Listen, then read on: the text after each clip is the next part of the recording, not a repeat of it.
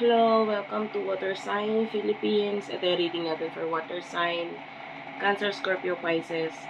By the way, guys, meron akong mga bagong channels.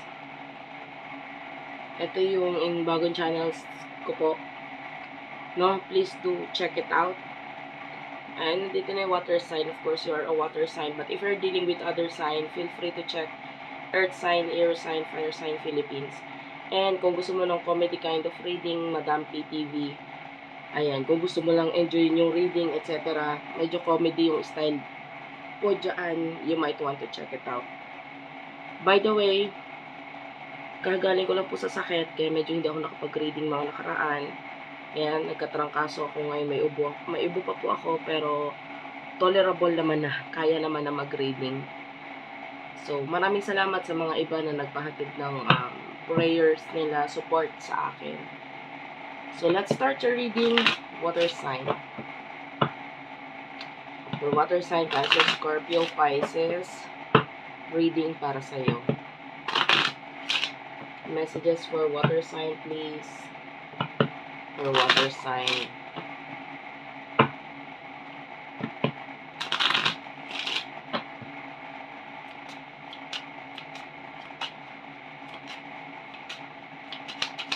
Main energy, water sign, okay. Ace of Ace of spade. Ayan, ano ba yan? Three of diamonds and the two of diamonds. Two of hearts at the bottom of the deck. Okay, water sign. Okay. So, nakakita tayo ngayon na parang iba sa inyo, pwede may mga new beginnings ka or may mga naiisipan kang bago ngayon pagdating sa money or career, may naiisipan kang simulan or yung iba kasi simula lang, nasimulan na, ayan. Which is, ito yung nakikita mo mas magbibigay sa'yo ng growth. And yeah, you do have the 10 of diamonds. So, this is showing to me as money. No? Pero ito, may naiisipan kang money na, new ventures for you. Pero there's this two of hearts, yung iba relasyon. Yung iba naman hindi relasyon but rather partnership, friendship with someone na parang dapat or gusto mo nang i-end or tapusin para mag-proceed dito sa new beginnings ng buhay mo na ito. Yung iba naman, this is a relationship. Parang gusto mo nang i-end kasi hindi naman to nag-workout na para sa akin. Parang mas gusto ko na magkaroon ng growth and hindi ako nagkakaroon ng growth dito sa relasyon or sa connection na ito. So, that's what I can see here. Yeah. So, sino yung person nakakonect mo pagdating sa love for the sign of water sign? Person nakakonect mo pagdating sa love. 3 and 2, when you add that number, 5 ang kalalabasan noon. Eto na nga. Lumabas na yung 5. Wait lang. Bago pa lumabas, nakita na natin yung Q. Bago pa lumabas yung card, nakita ko na yung number 5 na yan. Dito pa lang. Tapos, nakikita natin na itong person na to, you do have Aries, Leo, Sagittarius energy. So, kukuha pa tayo ng mga card na ka-clarify dito. Tell me more. Ayan naman. Ito na naman si 5. 5 of hearts. And you do have here the Joker. Okay. 3 of hearts at the bottom of the deck. Pwede nagkaroon ng ending ng person sa inyo na itong person na to. So, this could be a past person or a new person with the Joker. Pero yung iba, this is a past person eh. Na pwedeng gusto mong bumalik or I feel like reconciliation is about to happen. Well, don't get me wrong, guys. Yung iba sa inyo, hindi siya karelasyon mo noon. Yung iba, pwedeng karelasyon mo noon, ex mo noon, pero parang pabalik ulit sa buhay mo. Yung iba naman, could be friend in the past, stranger in the past. Pero parang pabalik sa buhay mo ulit ngayon. With the Joker energy, so itong person na to, willing siya mag-take ng risk for you. Pero yun nga, with the, when you add 5 and 5, that is number 10. So, pwede nagkaroon na ng ending sa inyo, sa connection ninyo ng taong ito. Could be a friend, could be ex-lover. Pero the Three of Hearts, this is like the card for reconciliation. Ayan, talaga nagpapakita si 5 eh. 5. So, yun yung angel number for you, 555. Which is yung 555, numerology, number 5 is about change. So, something big change ang paparating sa buhay mo ngayon. And of course, hindi magkakaroon ng big change sa buhay mo kung hindi magkakaroon ng ending muna. So, of course, kailangan mo i-accept or dapat mong tanggapin yung mga endings. Ayan na naman, si 5 of Diamonds. Lagi talaga magpapakita si 5, diba? And kanina pa lang, sa visualizations ko, nakita ko na talaga si 5, kaya nabanggit ko yon. So, talaga si 5 is the angel number for you, and that is about change sa buhay mo. Hindi lang sa area na iniisip mo ngayon na may kinalaman sa pera, but also pagdating sa pinaka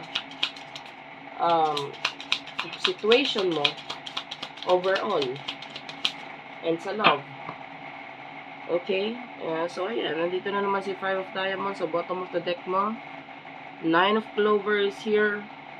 10 of Spade and the King of Hearts. So, sabi ko nga, the 9 of Clover nakita natin para dun sa hindi pa nagkakaroon ng ending, no?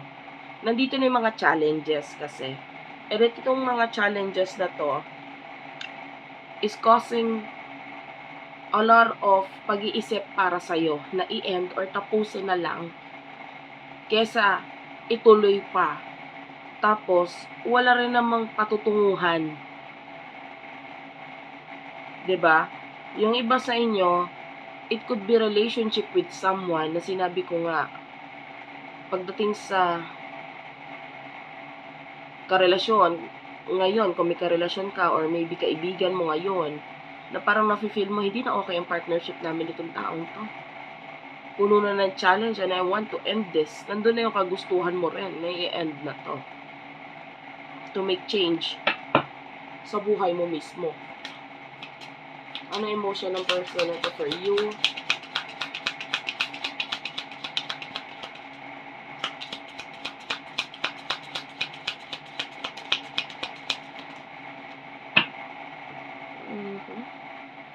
Six of Diamonds is here. 10 of Clover, the 7 of Diamonds, the 9 of Spade.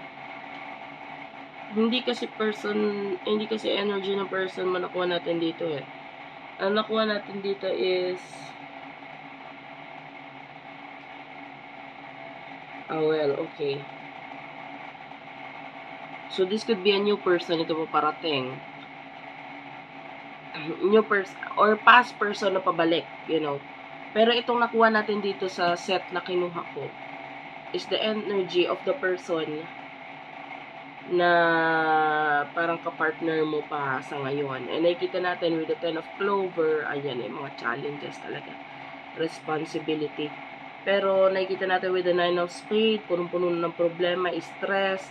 With the 7 of Diamonds, wala tayong nararamdaman na love dito, but rather, what I see here is very stagnant.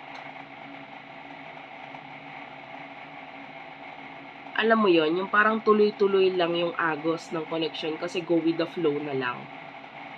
For example, yung relationship mo dito sa person na ito na tinutukoy natin, hindi na siya nag-grow hindi na siya nag-flourish. Mas maganda sana kung ang relasyon, connection, nag-flow, nagbubunga, nagiging mayabong or nagiging maganda ang kinalalabasan. Kaya lang ito hindi. So, talagang affected. Affected ka dito. With the Jack of Hearts and the Ace of Hearts, ito yung paparating sa yung person, which is a lot of love is nakikita natin dito. Yeah, a lot of love, a lot of growth. And nandun yung support ng family. Well, I don't know kung kaninong side. It could be your side or side niya. But this is a relationship na parang mas nag-grow siya or mag-grow siya para sa'yo. So, if you're currently in a relationship, in a connection na hindi nag-grow para sa'yo, there's something here na naiisipan mong dapat gawin dito, and it is about time na parang tapusin kasi nakaka-stress, nakakapagod lang. Diba? I feel like you tried your best na ibigay yung love dito, pero yung love is not enough. Nasasapawan pa rin siya ng problema or challenges sa koneksyon na parang ang hirap mahalin ng isang taong hindi ka mahal. Parang ganun yung energy. So, what will happen in the future for the both of you? So, you do have the 10 of Diamonds. Unfortunately, tatlong 10 na nagpakita dito. So, that's an angel number. And why did I say unfortunately? Hindi kasi siya okay. Dahil nakita tayo dito ng pag-uusap, communication regarding some kind of ending na talaga dito. Regarding dito sa 6 of Clover, which is yung partnership sa inyong dalawa. Pero nakikita natin, may mga plano. So, ito, hindi naman siya basta mag-i-end nang wala lang. May plano. Like, for example, if ever na may children na involved dito, no? So, pwedeng may plano regarding the child, may pag-uusap regarding the child, etc. Lalo na with the Jack of Clover, that is a young energy, that is regarding children, anak. So, lalo na regarding doon, may mga plano pa rin naman dyan.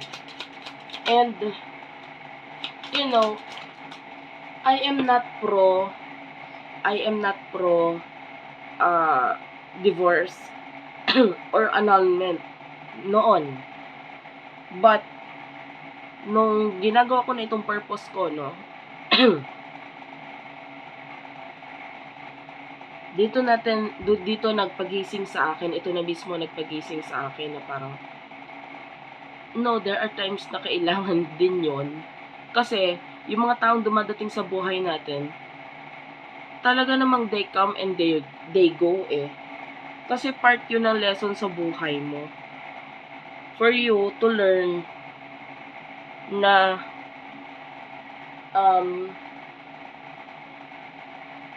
yung mga tao, hindi mo sila mapipigilang magstay or hindi mo sila mapapag-stay sa buhay mo. Kung hindi talaga kayo nag-workout, meron lang silang tinurong lesson sa buhay mo para mas makapag-proceed ka dun sa next level, kumbaga, di ba? Ng buhay mo para sa'yo. So, itong mga taong ito, kailangan mo nang i-release kasi tapos na, natutunan mo na yung mga dapat mong matutunan sa kanila. And you do have the 7 of Clover, the 3 of Clover, the 4 of Spade, and the 7 of Spade. So, the angel number na nagpakita sa akin is the 777. Actually, 4 na 7 pa nga nakita ko. And, number 7, it's about retaliation, pag-iisip kung ano ba ang dapat, ano ang hindi dapat. So, in the future, nakita tayo ng mga ganon. Pag-uusap sa kung anong dapat gawin. And, well, I can see new person. Pagkatapos ng relasyon na ng connection nito, may new person talaga para sa'yo. the Jack of Hearts and the Ace of Hearts. This is new person, new love for you. Okay? But, right after ng Six of Spades, after mo makamove on, the Queen of Hearts is coming. Eh, yun yung mas person na dapat para sa'yo because you are the King of Hearts. No? Mas magbubunga or mas magiging maayos ang relasyon na ito compared sa kung ano man yung na-experience mo sa current relationship mo na ito. So, thank you for watching. I love you all, guys. And, bye-bye.